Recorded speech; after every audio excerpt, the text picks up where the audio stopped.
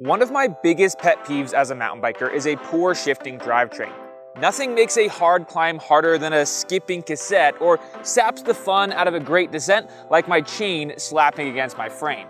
And while it used to be that you had to fork out cash for a premium group set to resolve these annoyances, these days there's a handful of solid entry to mid-level drivetrains that perform almost as well as their more expensive counterparts. But we wanted to know which one was best, so we reached out to Jenson USA and they graciously gave us a SRAM NX drivetrain, a Deore drivetrain, and a microSHIFT AdventX drivetrain to duke it out and figure out which of these drivetrains comes out on top.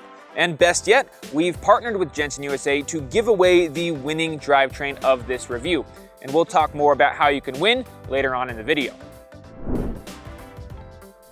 We'll be scoring each of the 3 group sets on a 5-point scale in the following 4 categories: on-trail performance, ease of maintenance, weight, and price. And the winner will be the one with the most points at the end of testing. To keep things fair, I've installed each one of these on the same bike, my RSD Middle Child. An aggressive hardtail like the Middle Child is a derailer's worst nightmare, as it's designed to be ridden just as hard as a full suspension trail bike, but without anything to dampen the blows at the rear end of the bike. I put around 50 miles on each drivetrain in a variety of terrain, ranging from XC single track to aggressive enduro trails and even some dirt jumping. And while this gave me a great idea of how these 3 group sets perform out of the box, I'm not going to be able to speak to their long-term durability, say after owning one of these group sets for a year or more.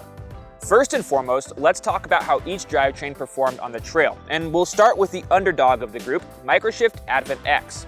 Unlike Deore and NX, which both utilize 12-speed cassettes, the AdventX drivetrain has just 10 speeds.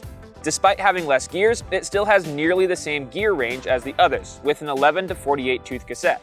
This means that there are bigger gaps between gears, and while it could be argued that more gears is better, I actually preferred having to do less shifting to move up and down the drivetrain on this 10-speed cassette as opposed to the 12-speed options. And speaking of shifting, I found that the AdventX drivetrain did so with what I'm going to call unremarkable ease. It wasn't as smooth as Shimano or as crisp as SRAM, but it was just as fast and reliable as both. The shift lever comes with a neoprene pad on the bigger lever, and that gave it a higher quality feel and look than you'd expect from a budget group set. Just like every derailleur on our test, the AdventX one was made entirely of metal and appears to be sturdy and robust. That said, I did have trouble with the derailleur's clutch. A clutch on a derailleur is used to minimize unwanted movement from your derailleur cage, and that helps prevent your chain from coming off, as well as minimizes the amount of noise from your chain hitting your chainstay. And the AdventX derailleur uses a pretty unique 3-pawl design that's unique to anything else that I know of that's on the market. Sadly though, this means that there is a small amount of play before those pawls engage, kind of like there is on a free hub. While this is likely not enough to cause the chain to derail, the small amount of play was enough for the chain to hit against my chainstay. Now, it's worth noting that I do run a small 30-tooth chainring, and the chainstays on my RSD Middle Child are relatively high, but even so, it was kind of disappointing to have that noise coming from this drivetrain. And that's the biggest reason why I'm not going to give it a full 5 out of 5. Instead, the AdventX group set is going to score 4 out of 5 points on the on-trail performance. Next up is Shimano Deore, and if I could summarize the shifting performance of this group set in one word, it would be smooth. The Hyperglide Plus machining on the cassette and the chain makes for a noticeably smoother transition between gears, even under load. The 10 to 51 tooth Deore cassette also has the largest gear range of any we tested, though it's hard to say if that made for much of a noticeable difference on the trail. Moving on to the front of the bike, and the lever action on the Deore shifter was light and smooth, but not quite as crisp as it was on SRAM. I also like the ability to shift up a gear with either the push or a pull of a lever, and that's something that's unique to Shimano. Unlike the AdventX derailleur, I had no issues with the Shadow Plus clutch on the Deore derailleur, and it worked just fine all the time, except for the one time that I forgot to turn it on after working on the bike. But I'll talk more about that later on. Overall, I couldn't really ask for anything more in terms of shifting performance from this Deore drivetrain, especially considering its low price point. For that, I am going to score a full 5 out of 5 points on-trail performance. Last up is SRAM NX, and I have to be honest straight away that after reading years of degradatory comments on Pink Bike articles about this particular drivetrain, my hopes weren't exactly the highest, but I was more than pleased by how well this drivetrain performed on the trail. If Deore could be described as smooth, I'd call NX's shifting sharp. The shift lever felt like it had more prominent indexing than the other two, and each shift was marked with a loud, crisp snap into gear. And the same could be said about the cassette as well. It didn't necessarily feel like it ramped the chain up and down the cassette as it did lift and lower it straight onto each gear. I wouldn't say though that this NX shifting felt particularly faster than the others, just more prominent. And I actually really enjoyed this kind of mechanical sensation that the NX drivetrain had, and it was my favorite on the trail of all three we tested. That said though, I could see how some riders might not like that and prefer the more smooth, kind of unnoticeable performance you get from something like Deore or AdventX. I'd also imagine that this drivetrain wouldn't be quite as forgiving for newer riders who didn't have shifting technique dialed in. Lastly, the clutch on this NX derailleur worked just fine. I had zero issues with it while riding, and honestly, that's kind of how I would summarize this group set. I couldn't really figure out why so many people had so many complaints about the NX drivetrain. I thought it worked just fine during the month or so that I spent on it. And for that reason, I am going to have to give it a full 5 out of 5 points in the on-trail performance category. Next, let's talk maintenance, or in other words, how much or little work you need to do to keep these guys running in good shape, and when you have to work on them, how easy are they? The MicroSHIFT AdventX drivetrain starts with a leg up in this category simply due to its fewer number of gears. This means that there's a greater amount of tolerance in the cable tension before that chain starts to skip up or down the cassette. I actually never had to mess with a barrel adjuster on this guy once after setting it up, which is something that could not be said about either NX or Deore. And things were nearly as simple as we moved to the back of the bike. The AdventX derailleur had real simple cable routing and easy to access limit screw and bead tension adjusters. As an amateur mechanic, I really appreciated the fact that you can pretty much see how those limit screw and bead tension adjusters are working as you're adjusting your derailleur, which makes dialing it in that much easier. Lastly, the clutch tension can be adjusted internally. You just have to remove that housing and adjust it in there. In total, I'm going to have to give this drivetrain 4.5 out of 5 points on ease of maintenance. I really appreciate the fact that you're not always having to mess with your cable tension, and for the most part, it's pretty easy to work on. Next, let's talk about Deore. This drivetrain shares many of the same features that made AdventX so easy to work on. It too has an open design that makes it easy to see that bead tension and limit screws working, which makes it that much easier to work on. And speaking of bead tension, all of Shimano's derailleurs actually have a bead tension guide stamped on the back of the derailleur. That means you don't need any kind of external tool to set it up. That's something you don't have to do very often, but it does make that process a good bit easier. The Deore's clutch is adjustable by removing this housing in the front here, and it can be turned on and off with this large lever. But it's kind of hard to notice when it's in that off position. I wish that switch was a little more obvious because I actually took it out on a ride once with the clutch still in the off position, and I was quickly reminded by just how much clutches help in keeping your bike quiet when going through technical descents. All in all, the Deore drivetrain is going to earn 4.5 out of 5 points in the maintenance category, and if anyone from Shimano happens to be listening here, if you just change that switch so maybe it goes out and in instead of up and down and is just a little bit more obvious to see when it's off, then I think this guy would earn a full 5 out of 5.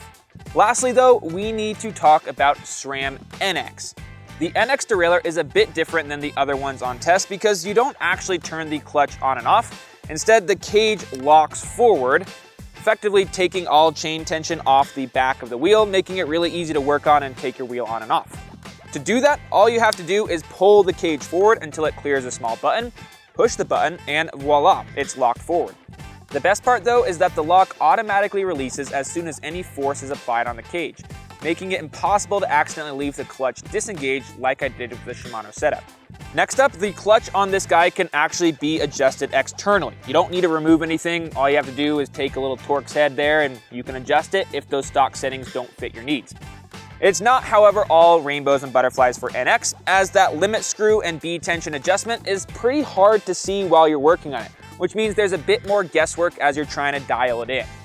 Overall then, I'm going to have to give the NX drivetrain the same 4.5 out of 5 points that I gave the others.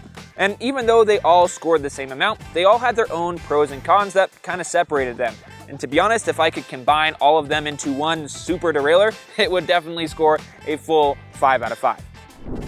The third category that we're scoring these drivetrains in is weight. And as you'd imagine, with them being relatively entry-level group sets, none of them are particularly featherweight. They're also not very different in weight either, and actually the lightest and heaviest group set are just separated by 40 grams. The AdventX group set, including the cassette, derailleur, and shifter, weighed in at 1,116 grams or 2.46 pounds. It's worth noting that for this video, we used the full steel cassette, which weighs 672 grams. Microshift also sells a cassette though with an alloy spider, and that brings the weight all the way down to 425 pounds and costs just $20 more. And that's an upgrade we would definitely recommend anyone making who is thinking about buying an AdventX drivetrain or maybe just wants to shed about a half pound off their bike that currently has that full steel cassette. In total, we're going to score AdventX 4 out of 5 points for the weight category, with the caveat that if we had that lighter cassette, it would have earned the full 5 out of 5. Next up is Deore, which weighed in at 1,080 grams or 2.38 pounds, making it the lightest drivetrain we tested, at least on paper. But I highly doubt anyone's going to be able to notice the 40-gram difference that the lightest group set saved over the heaviest one, especially considering the types of bikes that these entry-level drivetrains are probably going to be spec'd on. And so for that reason, we're going to score it the exact same 4 out of 5 points in the weight category. Lastly, we'll move on to SRAM NX. This 3-piece drivetrain tipped the scale at 1,082 grams or 2.38 pounds, more or less identical to Deore, which earns, you guessed it, a score of 4 points. Our last category is price, and each one of these drivetrains are spec'd on relatively similar bikes, as well as are available to purchase aftermarket. And the prices that we're going to use for this video are all their MSRP in US dollars. But if you go online and shop Jenson USA right now, you can find some pretty good discounts on each of these. First up is AdventX, and like I talked about earlier, we used the least expensive fully steel cassette, which costs $44.99. The shifter and derailleur are equally budget-friendly, coming in at $30.99 and $70.99 respectively. That puts the price of a full 3-piece drivetrain at $146.97, which is the cheapest of the 3 on test and will earn it a full 5 out of 5 points in the price category. Next up is Deore, which is just slightly more expensive than AdventX. The cassette is the most expensive piece, listing for $96.99. Followed by the derailleur at $56.99 and the shift lever for $31.99. That puts the total cost at $185.97, which is an insanely good deal for a drivetrain that shifts as good as this Deore one does. And because it's just a touch more expensive than AdventX, we're going to score it 4.5 out of 5 points. Last up is NX, and it's worth noting that NX is actually not SRAM's cheapest 12-speed drivetrain. They also sell SX, which is a bit cheaper, but for NX, you can get a cassette for $108, a derailleur for a lofty $115, and a shift lever for $45. That makes this NX group set almost $100 more expensive than Deore, coming in at $268. For that reason, it's only going to score 3 out of 5 points in the price category. My biggest takeaway while testing these drivetrains is just how far entry-level group sets have come. All of these drivetrains met and in many cases exceeded my expectations on the trail. They were also all relatively easy to work on and had nearly identical weights. But we didn't come here to give out participation trophies, which means we're going to have a winner. Coming in third place with 16.5 points is SRAM NX. And honestly, a big reason for that price reduction was its cost. So while there's better value for your money when it comes to aftermarket purchases, you shouldn't have any concerns buying a bike that's spec'd with NX. Next up is AdventX, which scored 17.5 out of 20 points. And it would have scored even higher if it came with that lighter weight cassette. And while some riders might be turned off by the lack of gear choices you get with this 10-speed drivetrain, we were very impressed with this underdog group set. And that means that our winner is Shimano Deore, which earned 18 out of 20 points. It's honestly pretty hard to find any faults in this drivetrain, and that's one of the reasons why it won our recent Shimano drivetrain shootout that I'll go ahead and put down in the description if you want to watch after this. If you have any questions about this or any of the drivetrains we had in this video, you can leave those in the comments and I'll be sure to answer those. But right now, we've got some important stuff to do because one of you is going to be winning this exact Shimano Deore drivetrain, the one that won our test. To enter the contest, head over to our Instagram page at 99spokes. And there you'll find a short, it's actually linked down here in the description as well, and that'll give you the instructions on how to win. All you have to do is make sure you're following us as well as Jenson USA, and then tag a couple friends in the comments. We'll choose the winner on Monday, January 1st, 2024. Best of luck in the contest, and remember that bikes are for everyone. Have fun out there.